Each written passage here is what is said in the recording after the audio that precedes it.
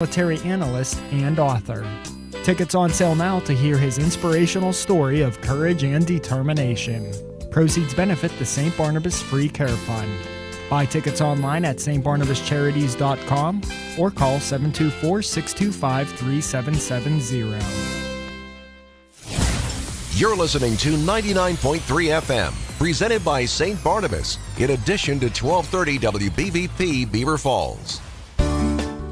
Welcome to the Best of Beaver County, presented by St. Barnabas, a weekly segment dedicated to putting the focus on the amazing things and the amazing people behind them in Beaver County. The Best of Beaver County is sponsored by and content is provided by St. Barnabas. The show airs every Thursday from 11 to 11:30 on WBVP, WMBA, 99.3 FM, and Facebook Live. Now, with no further ado, let's welcome host Mike Romai to introduce today's program. Good morning and welcome to the Best of Beaver County radio show on the St. Barnabas Radio Network. I'm Mike Romai, and if you're like me, there are plenty of mornings that you're laying in bed and you know the alarm clock is going to go off, but you're just not motivated. You're just not inspired. You lay there thinking, maybe I'll get a 2-hour delay. Maybe it'll be a cancellation. I'll get an extra day off. But it doesn't happen. You have to get up, get dressed, and go to work. Wouldn't it be easier if you had a life coach? Somebody who could inspire you, somebody that when you're feeling like you don't want to do it or you can't get through it, you can hear their voice in your head saying, yes, you can. We're joined by Lisa Perk. Lisa is a life coach, and she's also the author, Inner Chatter Matters. And Lisa, you've been in Beaver County all your life, pretty much, huh? I have been in Beaver County all my life. I grew up in New Brighton. I'm a 1978 graduate of New Brighton High School. I've also graduated from the University of Pittsburgh when I got my master's degree in speech pathology. I did go as far as Wheeling, West Virginia. I was working for an Easter Seals in Wheeling for a while, but then made my way back to the Beaver County area right around 2010. Speech, you mastered in speech pathology? I did. I have my communication disorders in speech pathology. I actually worked with children for about 15 years. Did you? Because I'm saying you're in a broadcast room here, and now you've made us all a little bit apprehensive about it because you're judging us, aren't you? Well, funny thing is, not so much for what I learned as a speech pathologist, but I often say that I will hear causes of miscommunication or causes of misunderstanding, like a chiropractor can see a crooked back at 100 yards. Like I just pick up on it right away. So you're listening to the radio and you hear somebody with a lisp and you say, what would have ever inspired that person to get into radio? I sometimes I wonder because I think I would have been so self-conscious had it been me that I don't know that I would have made that same choice. Yeah. So, and that self-consciousness and that self-talk is so much of what drives us, including when we want to get up in the morning and our self-talk is saying, oh, but it's dark. Oh, but the bed is comfortable. Oh, I don't feel like getting up. But we know that we have set ourselves some goals. Or tomorrow morning we'll say, oh, there's 5 inches of snow out there. Do I really have to do that? Yeah. So how did you make the transition from speech pathology to life coaching? Well, it's interesting. If I really look back to when I was in high school and thinking about what I wanted to do when I went to college, I always wanted to study psychology. I wanted to become a psychologist or a counselor, and I did not take that path as a young woman and tried for many, many years to find my way to where I found fulfillment in my own life.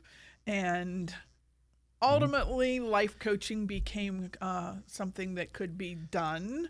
I'd already had my undergraduate degree. I had my graduate degree. I wasn't sure I wanted to go back to school again, even though I really had never found that fulfillment.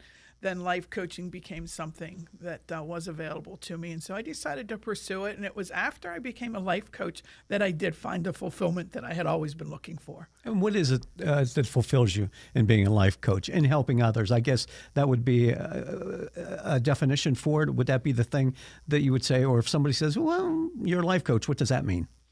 Yeah, it really is. For me, the fulfillment does come in helping people to recognize that I really can change my life. And sometimes simple but not easy strategies, I could say. But sometimes it does come in just a simple strategy like changing the use of certain words, or getting in the practice of telling ourselves that, that we are open, that we can do things. So sometimes it's some simple word shifts. Shifting to my specialty of communication, sometimes it can be as simple as changing from telling someone, well, you did this, to using the I instead of you, and the simple word shifts. When I get, as I did recently, feedback from a client that says, thank you for the path of transformation that you made for our marriage, then that is fulfilling. And sometimes it is simple shifts, but I, as an observer of what's going on, I can see what's happening and then guide some simple shifts. And when I know that those have worked and people have had a more fulfilled, a more meaningful life or relationships, then I cannot tell you how much joy I get from that. So when you're talking about life coaching, it's not just for the business world. You counsel couples as well? I do. Okay. I do. So communication happens for all of us from the moment we get up in the morning. We're communicating with our own thoughts, as you described at the opening of the show, where we're just as soon as we wake up. You don't want to hear about the voices in my head. Yeah. And then if we live in a home with other people, we're communicating with them. Well, between home and work, we're communicating with people, maybe in the community where we get our coffee, et cetera. And then we come to work and we're communicating with our coworkers, and maybe we're involved on a board of directors or a church activity or something in the community, and we're communicating with those people. So it is such a foundation of literally everything we do has some component. Even how we schedule our day has to do with how we're communicating with other people, and our self-talk, how we're communicating with our own thoughts. And so when you're talking with a couple, then you're listening to both of them. And how do you direct that? Do you hear what you just said? Did you hear how you said that? and you said it and you meant this, but she heard it like this. Mm-hmm. Yes, in essence, I really do two things to help them. One is that in most marriages, the two people that come into that marriage they're two different styles. They function in two completely different styles. So one of them, for example, might be really fast-paced. They make fast decisions. They process information very quickly. They move very quickly. They like very abbreviated answers to things. They like a yes. They like a no. They don't like a lot of detail, where the other person is slower to process information, slower to make a decision. They're going to take their time going over all of the details before they make that decision, and yet this couple is trying to come together and make that decision. So there's some strategies that they can use so that they can honor both persons' style instead of that style causing arguments. So I do that, and then I help them reframe how they say what they say to the other person. So is that the difference between what would be a type A personality versus a type B or C personality? It could be seen that way, yes. And the way that they use their words. I have one client right now. I'm actually only working with the wife, but he is very much a go-getter. And so, So he's not interested in sitting down. No. When you say that, no. I'm not wasting my time. And so the wife is coming in. So the wife is coming in. And one of the challenges that's happening right now is that he wants her to be fast-paced like him. She wants to be able to say to him, but this is who I am and this is how I process information. And then how do you make those two styles blend with one another? Yeah. Good luck with that, huh? I mean, just the idea that he's not willing to sit down and go through this with her gives you an indication that where's this marriage going? A little bit of some challenges. Yeah, some challenges ahead. But it can happen because I can also then coach her in how she explains it to him so that he's not feeling like he's wrong for being fast-paced, but at the same time that she's able to explain it that I also don't want to be feel like I'm wrong for being a slower, steadier paced personality. Yeah. And are we always aware ourselves of how we're coming across? I mean, it's always different. People who come on the radio say, I don't like to do that because I never knew I sounded like that my voice wasn't like that. But also the words that you use and how you phrase them. It's like when we say first impressions last. but also how you communicate with that person on a first-time basis. Does that leave the impression as well? It sure does. And awareness is key. I just shared a video on some of my social media yesterday about my own awareness around something that I had said to my husband. And it was my awareness that I said it in a way that sounded like I was criticizing him for something when I wasn't.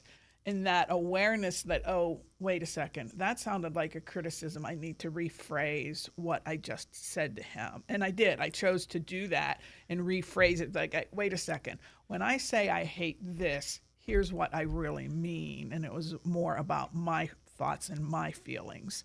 So, but it took that awareness. But the interesting piece about awareness, Mike, is that once we are aware, then we have to make the choice to act on that awareness. And sometimes people don't tune into their own awareness because the action step that follows maybe causes some fear or some anxiety or some, that's way outside of my comfort zone. So I'll just pretend that I'm not aware. So there's awareness, and then there's a willingness to act on that awareness. Is it important to know that and to be able to go back and make the adjustment and let the other person know how you interpreted it isn't how I meant it? Yes, absolutely. And that's exactly what happened in this most recent situation with my husband. I said, whoa, wait a second. Can I rephrase that?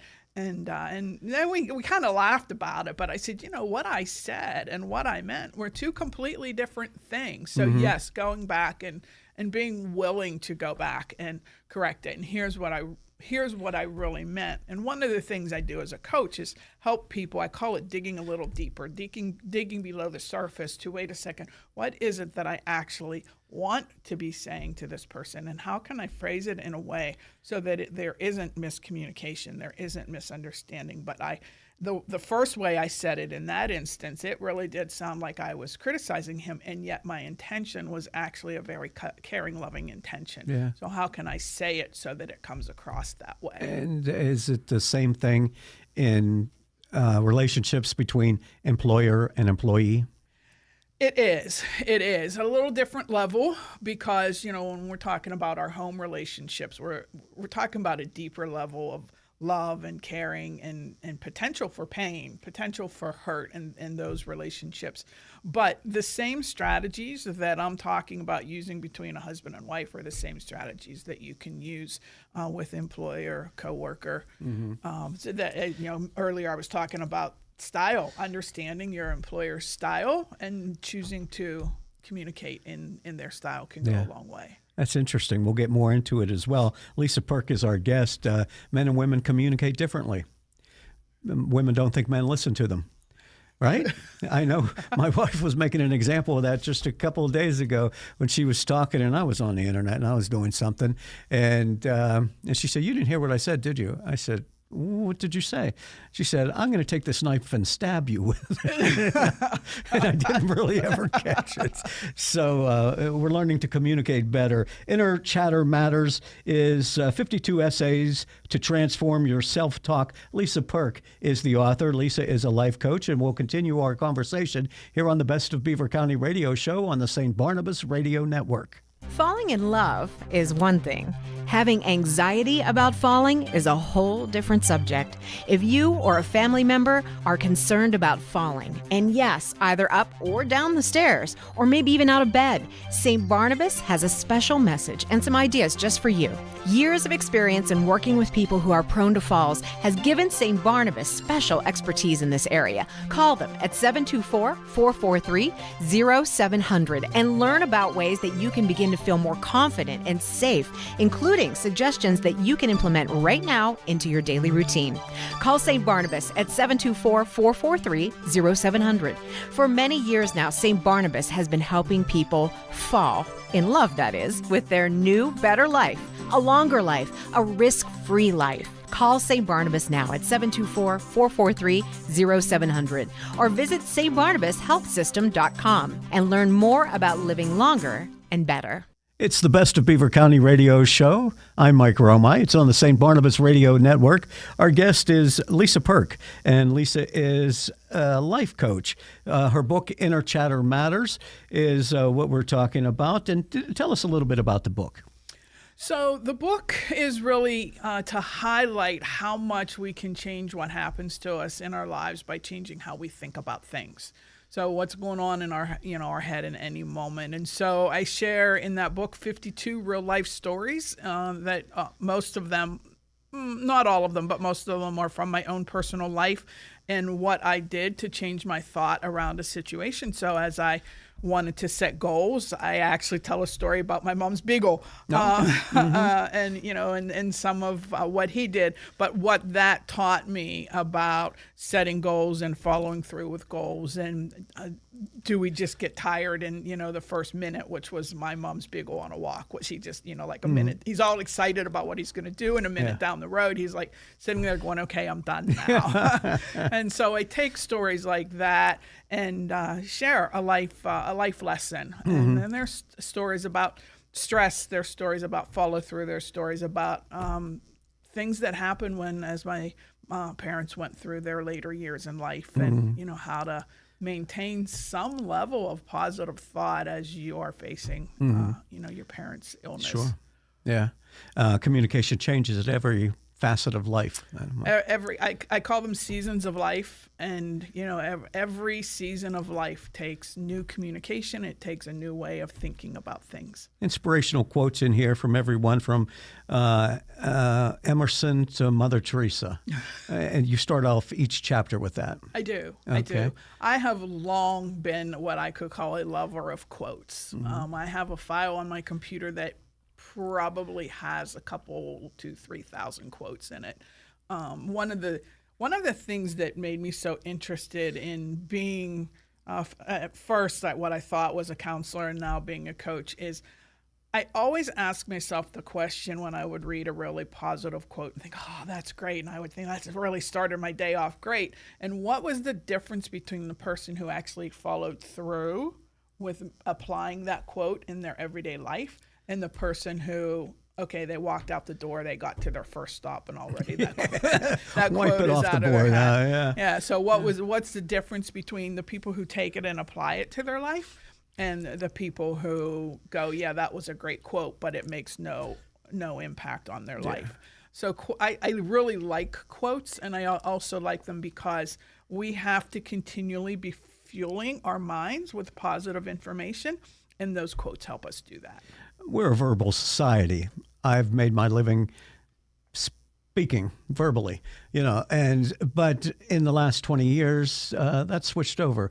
We communicate a lot by chats and texts and emails, and the meaning when we talk about that, just as we speak to one another, but when we put something in a text or in an email, it doesn't add any emotion. It doesn't add anything. It's just, right there, the words on a page, and it is misinterpreted a lot. Yeah, Mike, if I can share like I like this as much as I like a quote, and it's a statistic that in communication, the words we say are only 7% of our total message. That's a really low amount, 7%. That means the other 93%, which is our intonation, our pace, how loud we're talking, how soft we're talking, and body language contributes 55%. So when you think about text messages and emails and Slack and all of these forms of digital communication, you're only getting the words. What happens oftentimes is people then they overlay what they think the intonation is, they overlay what they think the body language is, and that can be really misinterpreted. And so in a business world, that can be even more dangerous because when you send something off to the boss in an email and he thinks, that you're being smart or disrespectful or something like that. It's just because what he's seeing on the page and interpreting it through his own interactions with you, perhaps at a previous time. Through his own interactions from a previous time, what I call them filters, what's going on in his own head. So he reads the words, and then he has had this interaction with you in the past, and then he has his other experiences that he has had across his life, and he's filtering that potentially through fear, potentially through an insecurity, potentially through a worry or a self-doubt, and all of that is going to contribute to his final interpretation, which may or may not be accurate. Introverts versus extroverts, and how we speak, our body language and everything else. I'm an introvert. I do this for a living, but when I'm not here, I'm pretty quiet. I keep to myself. That's been interpreted as arrogant, aloof, and things like that. But outside of what I do for a living, not really that great at conversation. But how do we get around that in terms of not giving the wrong message to the people we're interacting with? Well, awareness, a word that we used earlier, being aware of it. I'm the same, Mike. I'm pretty much an introvert. Owning my own business, I have to network on a regular basis. And if someone asked me if I liked networking, do I like walking into a room full of people, meeting new people, I would unequivocally tell you, no, I can't stand it. I am an introvert. I am quiet. I'm also one who I come into a room and I observe what's going on in the room, and I kind of watch and I take in information, which can be interpreted. I had someone, this was a long time ago, but I actually, at the end of a week-long seminar, had made friends with someone, and she actually said to me at the beginning of the week, I didn't think I would like you at all. I thought you were arrogant, you were full of yourself. No, I was quiet. I was taking in what was going on, and then once I get to a comfort level, then I become more interactive. And at the end of the week, she goes, "You were my favorite person."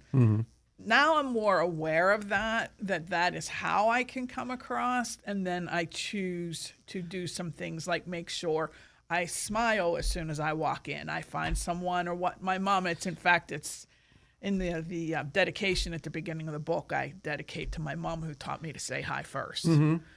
Yeah. And then it's making a choice, because honestly, I would not be the person to go in and say hi first on a typical basis. I try to remember things like that so that people don't misinterpret, or I try to be open with people and say, I'm probably going to be pretty quiet when I come into this, but I'll adjust. You have to put on, you have to be on.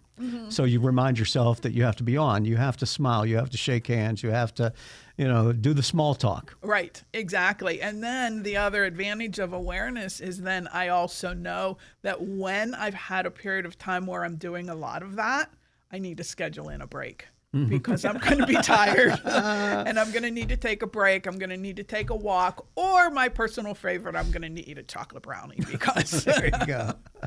And does this work in all aspects of it? Let me ask this first. If you went back to a 1978 New Brighton High School class reunion, would they say, Lisa, I knew you would be doing this. This is perfect for you because this is who you were back in high school? No, I don't think they would. Yeah, okay. No, it would be interesting to know how they would remember me, but my guess would be they would remember as being incredibly shy. Okay. Yeah. All right. Yeah. So you would really surprise them then. Yes. You never even knew you could talk, right? Well, some of them thought I talked a little bit too much in terms of participating in class, but in terms of socializing, no, I was excruciatingly shy. Psychology, we always talk about triggers. Something's going to trigger you one way or another, positively or negatively. So when you're coaching people, couples, or people in business, is it important for you to kind of suggest to them certain triggers? When you're in this situation, remember this, and it'll come across. Yeah, I do. I help them create those triggers. Like, let me give you an example. This is just one that I use. But when I am interacting with someone who I have noticed is more that agenda-driven, yes-no person, they really don't want me to come in and talk a lot about my pets or the holidays or vacations, et cetera, that they're just, let's get down to business. I literally, in my head, cue myself, bite your tongue. And I will tell myself that a few times. And that just means you're talking to someone who is very task-driven, agenda-oriented. You're going to build a stronger relationship with this person if you stay on task. And so I will cue myself. I help them decide what their cues are. I help them get themselves surrounded by those cues so that they are reminded, because on a typical day, we're going to fall into our old patterns. And so we have to have a way to trigger the new pattern until it becomes our default pattern. The most difficult part of communicating is listening. I know that in this business, you have to shut up and let somebody else talk. In normal conversations, does that ring true as well? It sure does. It sure does. Being willing to listen, and it's a pretty commonly heard thing, but being willing to listen to understand. And so often when people think if I listen to understand, they're going to think I'm agreeing with them. And if they can get rid of that belief, it's not that you're agreeing, you're just listening to understand where they are coming from. Too many people are already, like I just did with you right here, too many people are already thinking about the next question they're going to ask, and so they don't even hear what's being said back to them. Right. And then if you get in a situation, like I had a client who had a coworker came to her and was telling her she was doing something wrong.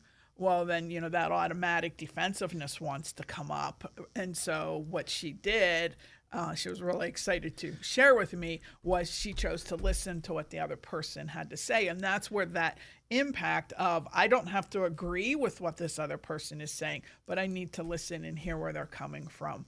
And so that's what she did. She chose to listen, and they were able to work through the conflict without doing what I call getting into the boxing ring together.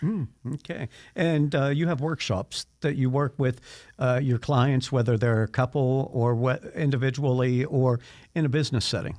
I do. So I do individual one-to-one coaching or one-to-two coaching.